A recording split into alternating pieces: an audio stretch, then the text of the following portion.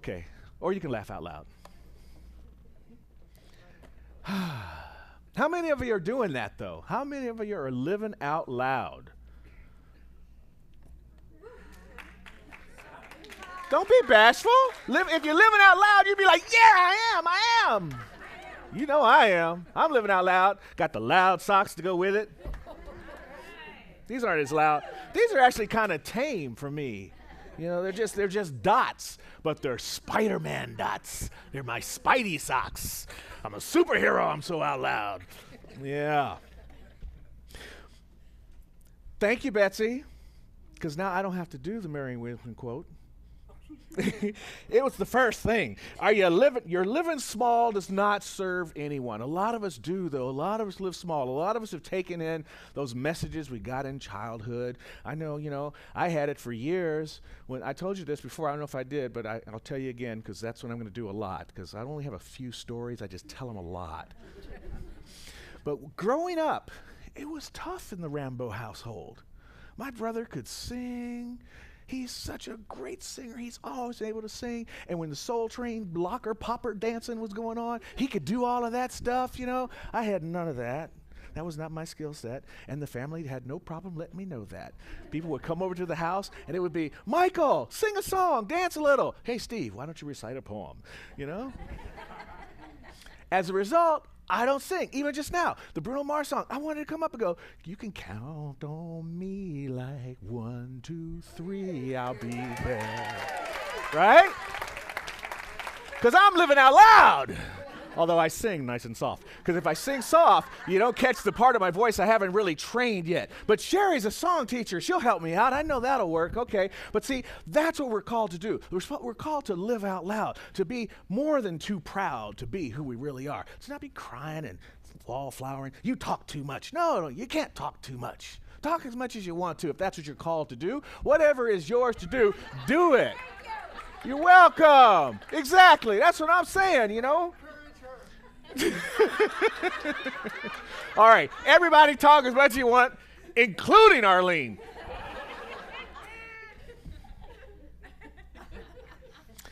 It's so easy to be a victim of our story.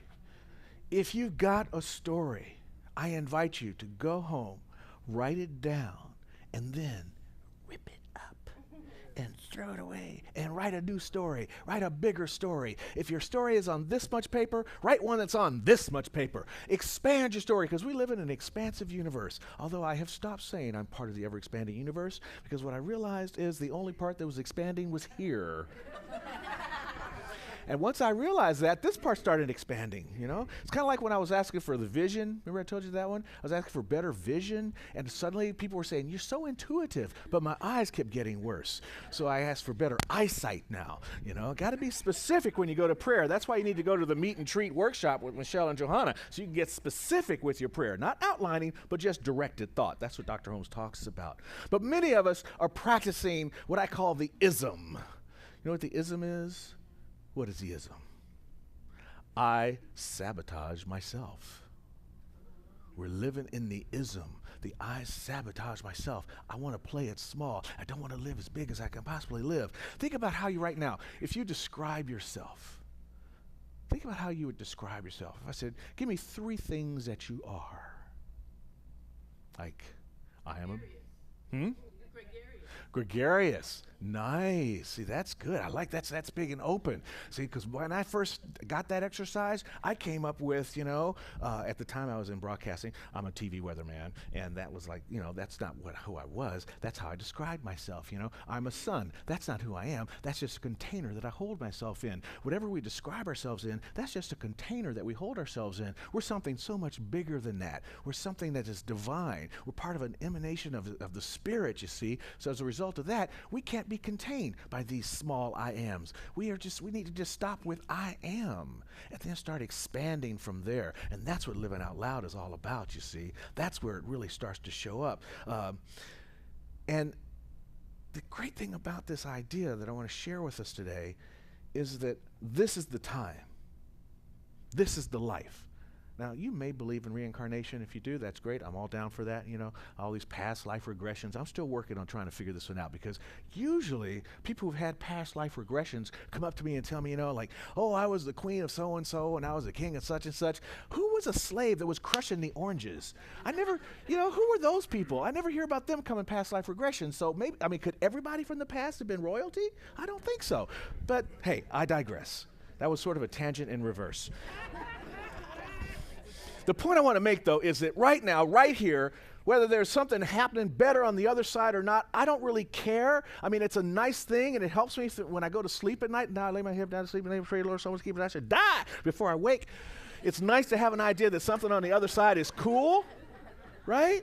But when I wake up, I'm still here in this one life. Make the best out of this one life, And the Buddha was talking about this too at one time. And these guys, all these masters were talking. And here's what this came from Lama Marut. It was by this guy, Master Shantideva. He says, finding a life like this one, says Master Shantideva, will be hard to find again later.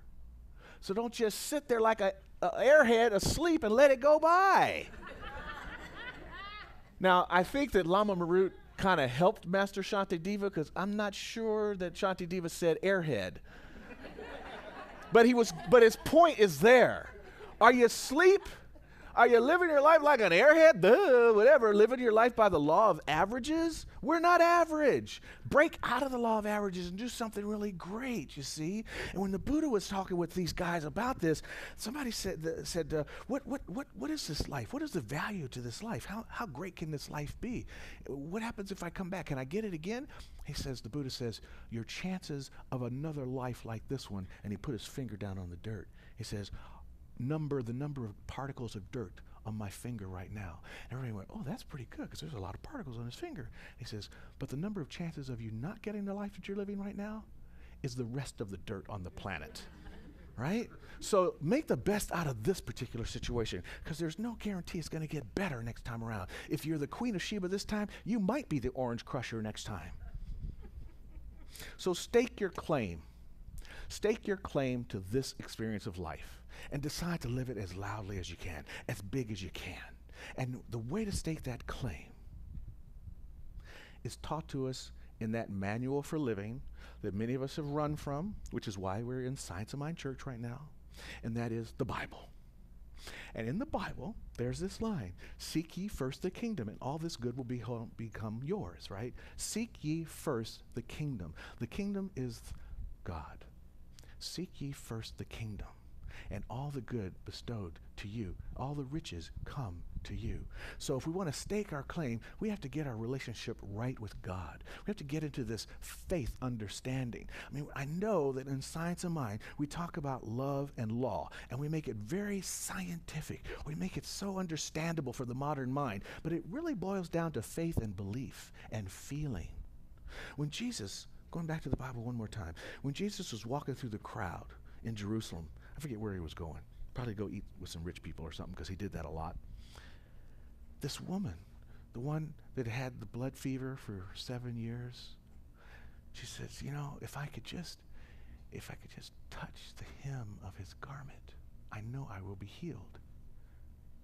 She had so much faith. If I could just touch the hem of his garment. And he was walking along, and he went like, what?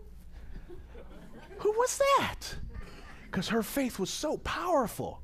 It was so powerful that just touching his garment went, shot through him, and she was healed that moment. Now, believe it or not, I don't care. Ernest Holmes believed these stories were true. But the point of the story is the faith, the amount of faith to believe that if you could simply touch the garment, the amount of faith that believes that if you can go see John of God, the amount of faith that believes if you can sit in front of the Mary statue and get forgiveness, the amount of faith that believes if you can touch a crystal and pray with it and feel the warmth in it, you'll believe. These are things that early Science of Mind foundations didn't tell you could work. But if it's done unto you as you believe, if you believe in something that'll bring you that power, go for it. But I say, skip the mediator and go directly to God. Go directly to the source. And if you can believe with the same faith that that woman had in that story, you will be on the road to living your life out loud, because you will be connected with a power so great, so fabulous, so desiring to express itself through you that it'll just pour its riches out to you. It's a wonderful thing. There's a lovely book that's in the bookstore that Mary and Dr. Susan found, and it's all the women of New Thought, quotes from the women of New Thought. And this one woman in this book, her name is Marian Mann. It's something she wrote called How to Find Your Real Self. I love this. She says, you are a special enterprise on the part of God. A special enterprise on the part of God. That's neat. God has put you in business. He has set you up. She has given you everything you need. It has put you in this experience of life as an enterprise, a successful enterprise that cannot fail because you've got God as your partner. So I invite you to accept your divine inheritance this week. Accept your divine inheritance to live out loud. Stake your claim on the here and the now. Put your faith in something bigger than you are, with a trust, with a feeling idea behind it that lets you know that my good is assured. See, living out loud, I think, is being a success. And a definition of success is a complete life. Not making $1 million, not owning a big old house on the hill, although making $1 million and owning a big house on the hill, ain't nothing wrong with that. I ain't mad at you. Invite me over. I will eat your food. Yeah, no problem. No problem with that. Well, what will make me really happy is over dinner, you're telling me how lovely your life is because you feel so complete and so content in the things that you're doing with your life. You know, I don't want to hear about your struggles. I will pray through your struggles and know that that struggle is simply an appearance on the road to your destiny of good unfolding for you, right? It's just part of the process of unfoldment. I mean, think about it. You know, all those years when The Voice, all those guys, you know what I'm talking about, when it was like, hi, my name is Steve, you know those years, right? And then the voice deepened, and then you got that baritone, and you were really cool. But those few years, 12 through 15, those are pretty sketchy years. There's a whole bunch of stuff about life that's like that feels really crunchy in the process of it. But it's just the process of the good unfolding. So I'll listen to your struggles, but I will know the truth of you, that you are an enterprise of God. And I'm expecting success out of you, a good, complete, happy life. And that takes a willingness, not a willpower, but a willingness. So you don't need willpower. You got God power. You don't need the willpower, but you do have to have this willingness. You have to have an openness to allow. So there's no willpower necessary to make 2 + 2 = 4, but I have to be willing to accept that that is the answer. I can sit down and put 2 + 2 = 5 all day long and just will that to be the answer, and every time the teacher will go, red mark. That's wrong. 2 + 2 = 4. You have to be willing to accept the power that is moving through you. That is the divine. And know that you don't have to force your way into your good. You just open your way and allow your good to unfold for you. Just listen and then take the message and move out into the world and let that be your way. Be ready to express your DNA. Did you catch that earlier in the affirmation? DNA? Yeah, divine natural ability. I love DNA. Divine natural authority. Divine nurturing awareness. There's a necessary connection between this DNA that's moving through your body and the good that is you. Already encoded in you are the messages that allows your good to unfold in the universe. You know, the cells, Bruce Lipton talks about this, that the cells of the body and the cells, all cells, that it's not the nucleus, it's the brain of the cell, it's actually the membrane that is the brain of the cell. The membrane touches against the membrane of another cell, and that's how they communicate with one another, you see? So there's already within your cellular structure, there's this communication going on, and the communication is basically saying, oh, she's really good, she got great ideas. Oh, great ideas? Okay, let's make those great ideas happen, right? That's what's going on. Are you denying that? Are you separating? Are you living in separation so that the connection cannot make contact? So that the cells cannot connect with one another and bring your good to your life? If you are not living in your oneness of God, you're living in that separation, and you're not allowing your divine natural ability to speak to each other. And it may be your neighbor. It may be the person that you looked down upon. It may be the opportunity that you're missing for your live out loud situation to come into your life. See, this is just the way it is. And it's the way it works. Dr. Holmes says, the universe withholds nothing from us. Now check this out. Because in withholding, the universe withholds nothing from us, because in withholding, it would withhold from itself. And we are some part of its purpose. Wow. One of my favorite concepts to put in prayer is that by Karen being fully expressed, she allows more God to be expressed in the universe. By Bruce being fully expressed, he allows more God to be expressed in the universe, you see. It's by John being more fully expressed that God allows its more full expression in the universe. That's its purpose. That's why we're all here, designed for something to do, right? And it's the live out loud situation that we're here to do, so that we can express this purpose. And the universe wants to do this. It's just like, I'm just kind of hanging out, waiting for you to get on board. Get on board the life train, right? That was so fun last week. Did you enjoy that? Yeah. Thank you. Yeah, indeed. But I must tell you, this journey I'm talking about, this live out loud journey, it takes courage, you know? Courage. I love the Wizard of Oz. It takes the courage to walk around in life and to be okay with sometimes being misunderstood or criticized, you know? Rocks only get thrown at fruit-bearing trees, right? You ever heard that one? No. Really? Yeah. Why would you throw rocks at a tree with no fruit in it? And then the apple falls. Now you got the fruit. Rocks only get thrown at fruit-bearing trees. Yeah, okay. Only fruit-bearing trees get shook by Maggie. But the whole point is, everybody's got some fruit to share with the universe, you know? And if you're out there doing it, if you're out there really showing up, one key way to know that you're really showing up is somebody might try to criticize what you're doing. Somebody might be going, what's he trying to do? Because you're doing something different. Like the Spanx lady I talked about, you know, that she failed. We were listening to, what was that we were listening to on the road home yesterday? There was a whole TED Talk thing on failure, and there's a department at Google called the X department, and their whole thing is to fail. Like they're supposed to design stuff, ideas, and then work on how that idea might not be happening. They try to break the idea down and see that it's no good. And if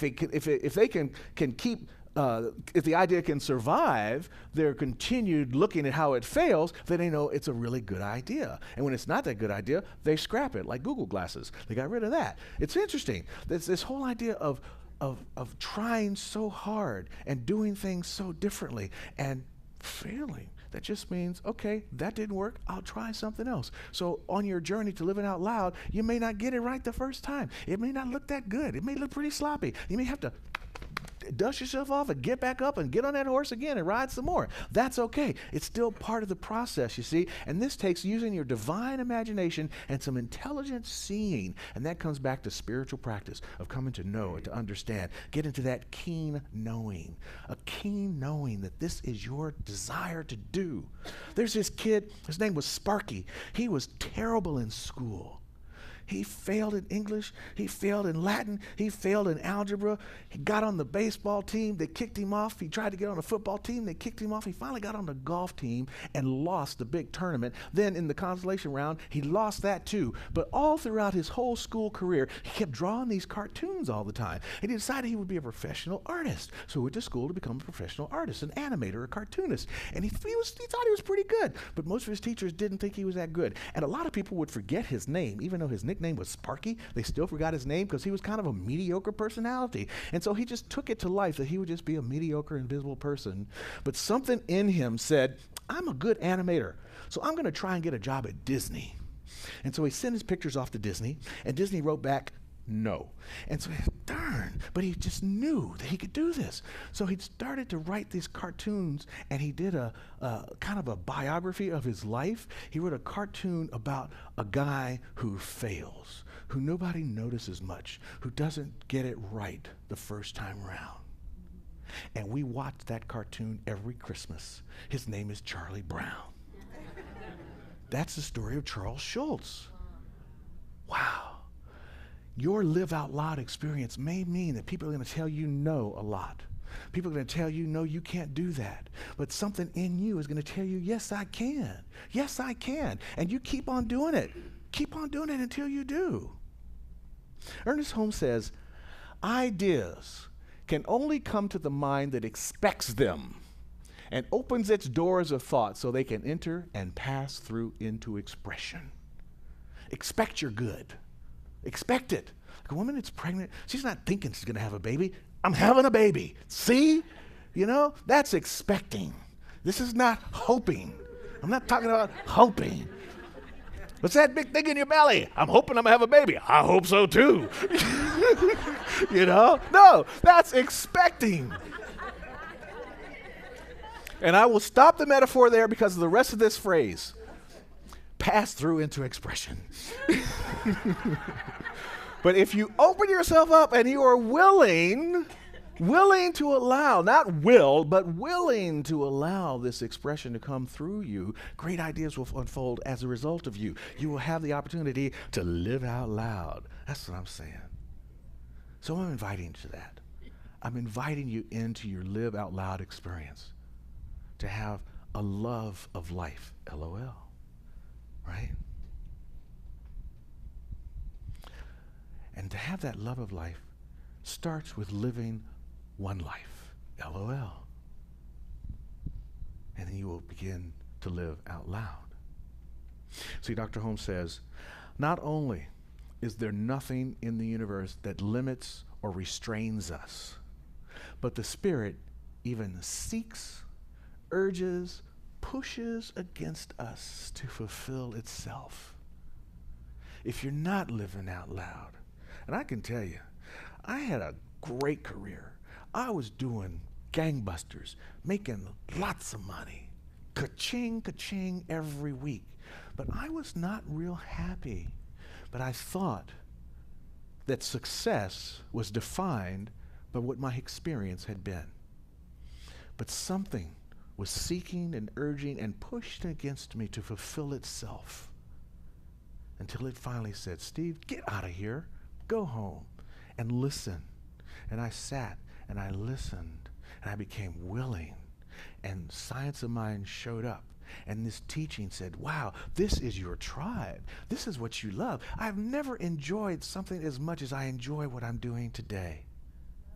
Never.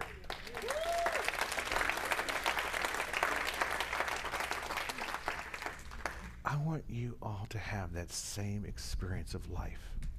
And it comes from living out loud. And so it is.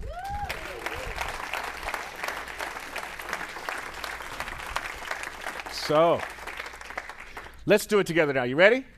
I live life full on, knowing as I do so, I express my divine, natural ability. And so it is. Mm-hmm. Okay.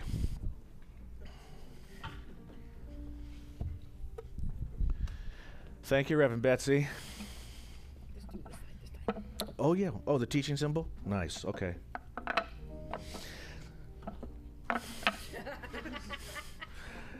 I love that show, Monk.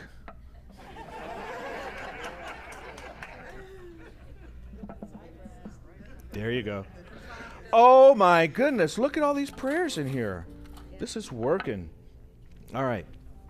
You know the story of the prayer box? If you don't, if you're new, if you're visiting for the first time, we truly believe in the power of prayer here in the Science of Mind. We know that there is this universal law that is waiting to deliver our good, and we know that the conditions of life can sometimes put us in a place of separation from our good. And we have an army of practitioners that sit with these prayers and know the truth of your being. They know that these limitations in life come up to get in the way of our good, and so they speak their word over these prayers and open the door through their willing minds. See, this is the great thing about Science of Mind prayer. There's only one mind. That mind is the life of God. So the practitioner's mind and your mind are really franchises, if it were, of the one mind. Cohesive. So when a thought is in my mind of your good, and I know it, when I am convinced of your truth, the universe gets convinced of it too. And your truth is delivered to you. See how sweet that is? You don't even have to truly believe. All you have to do is be willing to accept that I believe, that the practitioner believes. That's the power of prayer. That's how it works. So I invite you to use the prayer box, and I invite you now to bring into your consciousness the idea in someone else's situation, some condition, some part of life, for someone that you love, that someone that you know needs this prayer right now. And know the truth that your mind and your conviction and your belief and your faith in the power of the love and law of the universe delivers into their life their good. Know it for yourself with full conviction, and you know it for them. Here we go. Knowing this one mind and one life and one presence is fully available to each and every one of us in this moment.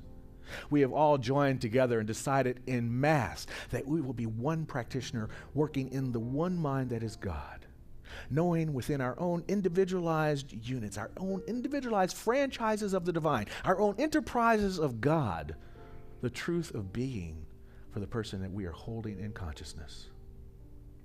So I know that good unfolds perfectly. I know that right action and divine guidance is being delivered into the lives of those that we consider in our minds right now. I know that harmony and peace and love, abundance, prosperity, joy, happiness is lifting people out of despair, out of doubt, out of lack and limitation, into hope, into expectation of good, into realization of blessings and treasures beyond measure. This is the power of prayer, my friends. This is the affirmation of spirit, the declaration and the claim that we make right now on the law that is seeking, urging, pushing against us to reveal its good through us. So I allow that activity to take place. I express willingness for the law of mind to do its work with love as its vehicle, and time and space get out of the way as good is delivered now, this moment. With a deep sense of conviction and gratitude in this process, I release this prayer into that law, knowing it is done and complete. Join me now. Seal it up with, and so it is. All right.